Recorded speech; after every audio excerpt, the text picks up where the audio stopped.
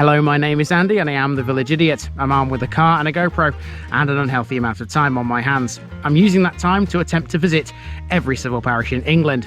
You're watching the Harrogate series.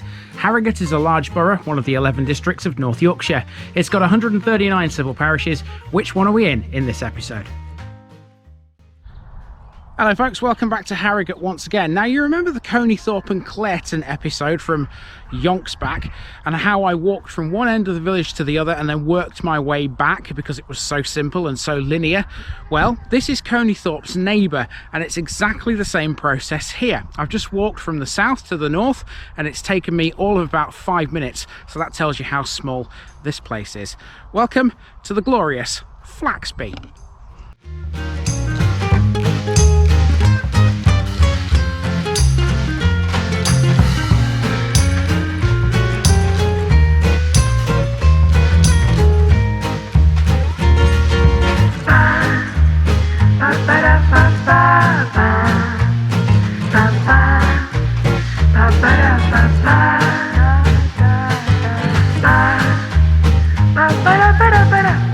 Here's my disclaimer for people who may be watching me for the first time. I say things as I would in my native accent and dialect.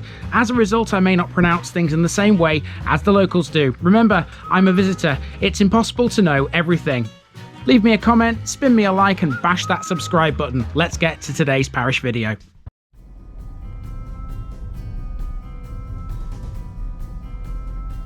Flaxby, Flats Farmstead. To end this current run of parishes to the southeast of Harrogate, today we come to Flaxby, located very close to the A1M motorway and just north of the A59. Flaxby, which was recorded in the Domesday Book as both Flasbie and the modern Flaxby, has always been a small rural village with farming at its heart, although it's considerably larger than it was back in the 1870s. At that time, it was described in Wilson's Imperial Gazetteer of England and Wales as covering some 580 acres and having only 19 houses. Most of those 19 properties have now disappeared, replaced with new ones and several more besides. Even so, there are still only 46 and they're mostly modern. They're all strung out along two narrow country lanes, Shortsill Lane between Flaxby and Coneythorpe and York Road, which connects the village to Allerton. Property to the east of York Road used to be owned by the Allerton estate, whilst property on the western side belonged to Goldsborough. Today the parish boundaries still reflect that split, and we'll talk about it as we venture through the place. With only housing and no amenities, Flaxby relies heavily on its neighbours for just about everything. Mind you, being so close to the A1 is a massive advantage. Let's get walking and see what this one has got in store for us.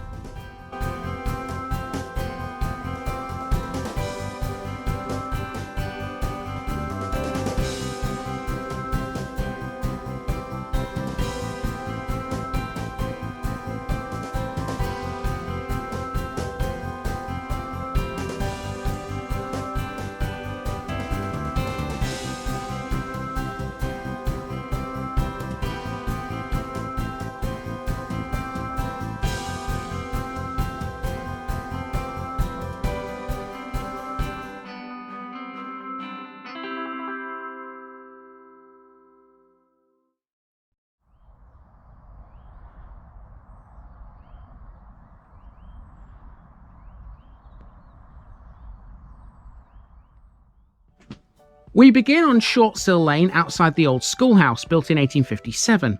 Although small, Flaxby has a long history with education.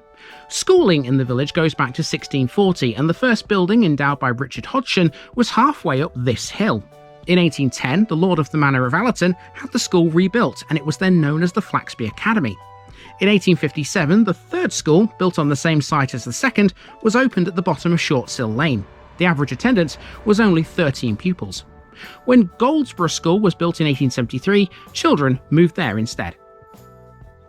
It's important to note that Flaxby was under the governance of two estates, Allerton to the east and Goldsborough to the west. The village was split down the middle for this purpose.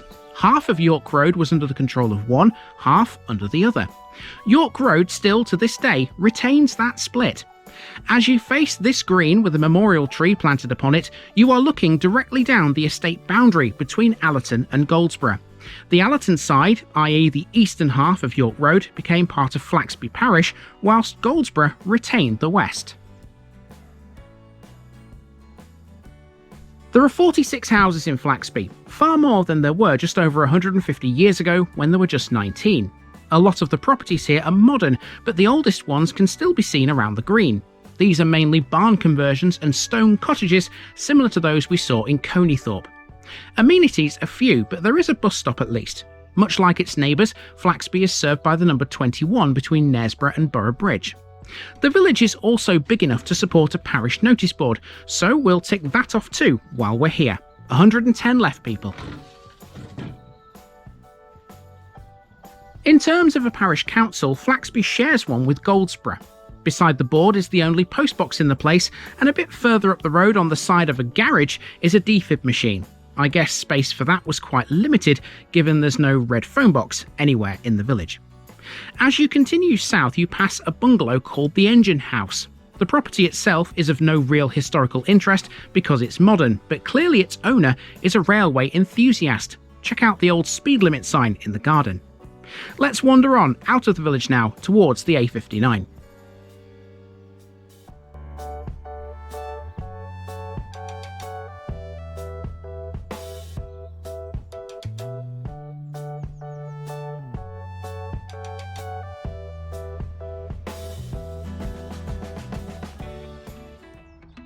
Just outside the limits of the village is a huge piece of land that was occupied by the Flaxby Country Resort.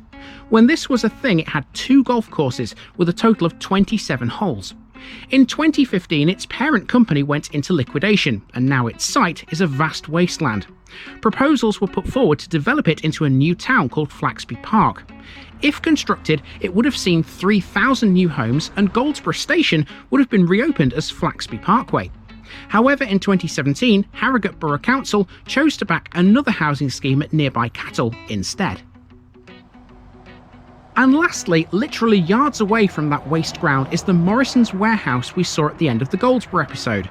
This is the only Morrisons facility in the country which supplies the stores across the nation with carrots and onions. It's known as their Flaxby site.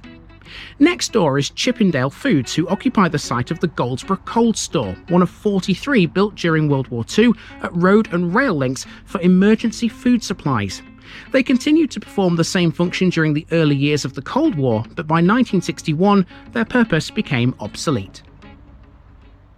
So as I said last week in the Goldsborough episode, that actually falls within Goldsborough's boundaries and not Flaxby, because the boundary is kind of weird here. It sort of splits Flaxby into 2 bits really.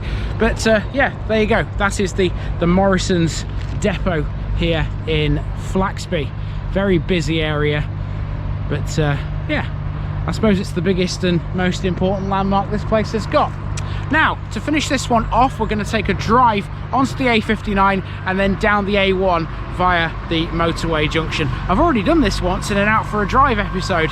It was very sunny on that day. Well, today it's a bit different. Let's see what it looks like in the murk, shall we?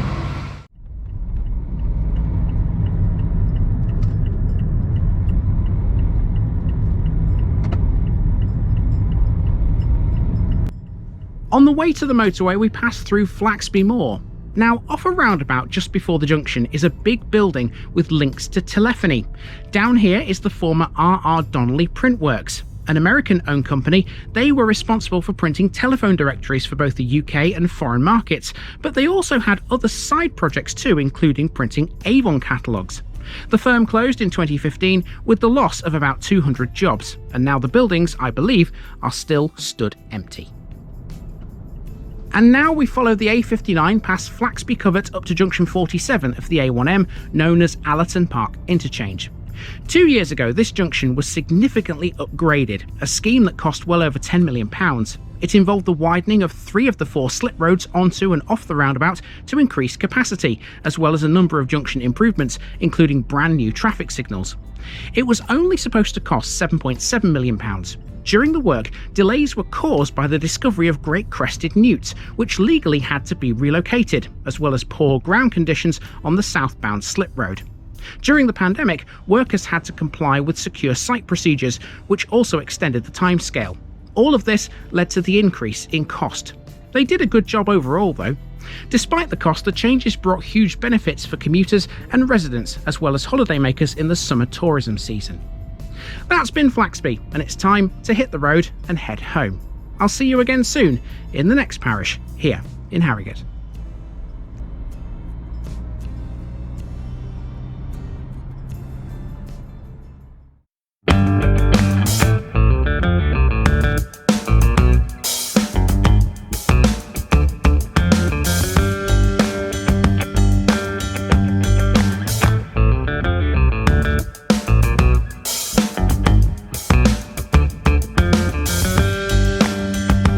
Thanks for watching this video, folks. Don't forget to like this episode if you haven't already. It really makes a difference with YouTube. If you're new here, subscribe to the channel for more videos like this, and give us a share too if you've got friends who'd like it. You can find all the links to my social media accounts below, as well as my Buy Me a Coffee page where you can donate to the channel. Also, if you've enjoyed this episode, have a look at some more videos in this series. Until next time, I've been Andy, also known as the Village Idiot, and I'm out.